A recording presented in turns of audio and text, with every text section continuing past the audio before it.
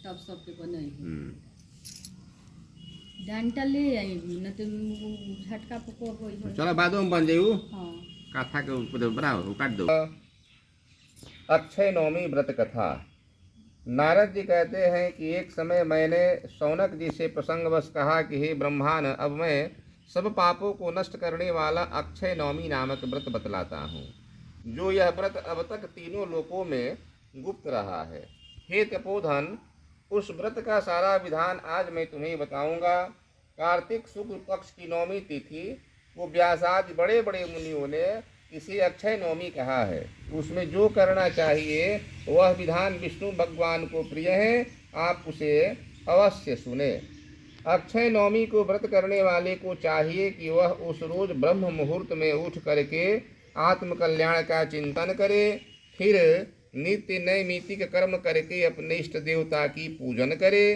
तत्पश्चात सर्वप्रथम पंचोपचार जुटा करके विष्णु भगवान को पूजन करे, लवंग युक्त उत्तम पकवान बना करके भगवान को भोग लगावे।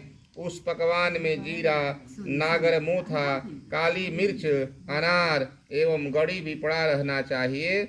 इसके बाद एक सफेद कुम्हड़े में सोना भर करके संकल्प करे और श्री कृष्ण प्रियताम ऐसा कह करके उसे किसी ब्राह्मण को दे देने के बाद यथाशक्ति और भी सामग्री दे करके ब्राह्मण को प्रसन्न करे।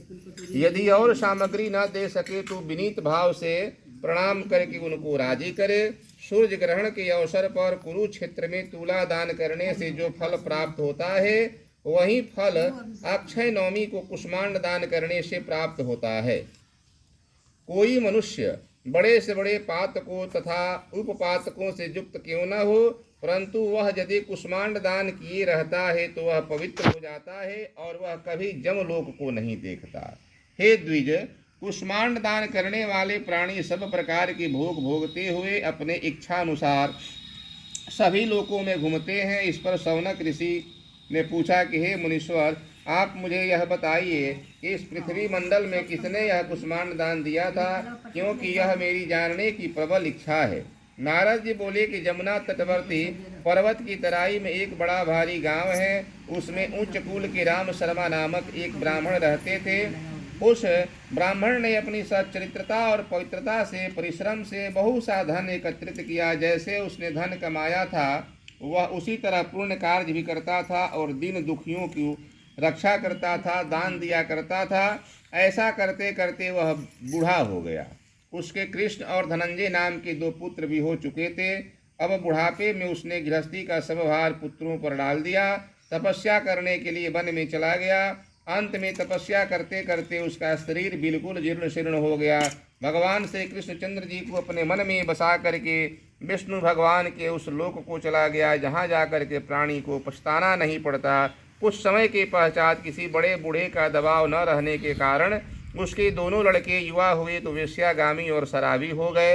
यदि कोई हितैषी वृद्ध उन्हें समझाता भी था तो वे उसकी बात को नहीं सुनते थे और सैकड़ों हजारों रुपए देकर के विषय भोग करते थे। इस तरह क्षणिक सुख के लिए उन्होंने घर का सारा धन नष्ट कर दिया।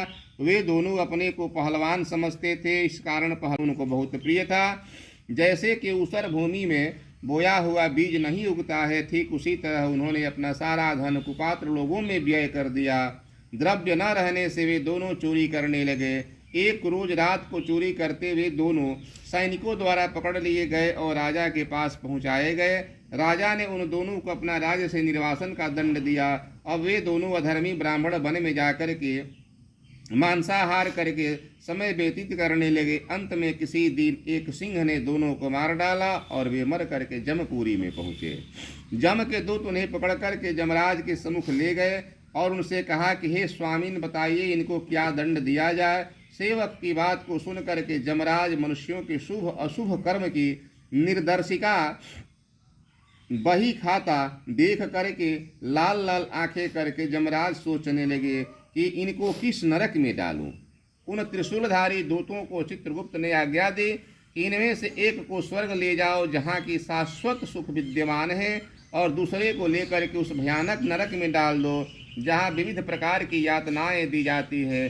चित्रगुप्त की बात को सुनकर कि वह प्रियंबद नामक दूत धनंजय को लेकर के स्वर्गलोक को गया और दूसरा पापी कृष्ण शर्मा को नरक में ले गया और उसे क्रोध के साथ ढकेल कर कहने लगा कि हे अभागे ब्राह्मण, जाए अपने कर्मों का फल भोग। उधर उसका भाई धनंजय स्वर्ग की ओर जाते हुए रास्ते में विविध प्रकार की विचित्रताएं दिख रहा था, जिससे उसे बहुत विस्मय हुआ। हे महामुने, उर्वशी आदि प्रसिद्ध अप्सराएं आई, पारिजात पुष्प की बनी हुई माला उस पर फेंक फेंक करके प्रेम जताने लगी। धनंजय के स्वर्ग मार्ग में इस प्रकार के समारोह देख करके बड़े आश्चर्य और बड़ी करुणा के साथ जमदूत से पूछा। धनंजय ने कहा कि हम दोनों एक ही माता के गर्भ से उत्पन्न हुए सहोदर भाई हैं। हमने जन्म भर पाप ही पाप किए हैं, पुण्य कर्म की कभी बात ही नहीं की।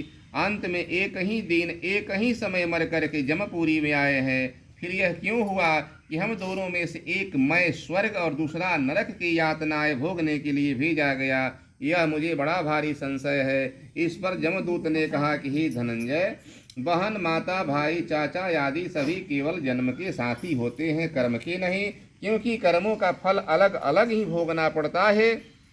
जिस तरह के सूर्य के कन्या राशि पर जाने पर अपने आप कुत्तों और कुतियों का समागम हो जाया करता है, उसी प्रकार पुत्र, माता, पिता आदि का समागम हो जाता है। इसलिए तुम किसी बात की चिंता न करके स्वर्गलोक की ओर बढ़े चलो। तुम बड़े पुण्यात्मा हो, तभी तो पुण्यात्माओं के लोक वैकुंठ जा रहे हो। धनंजय ने पूछा कि हे दूत, आखिर तुम मुझे किस पवित्र कार्य के करने के फलस्वरूप स्वर्गधाम लिए जा रहे हो, क्योंकि मेरे समान पापी तो पृथ्वी पर कोई होगा ही नहीं।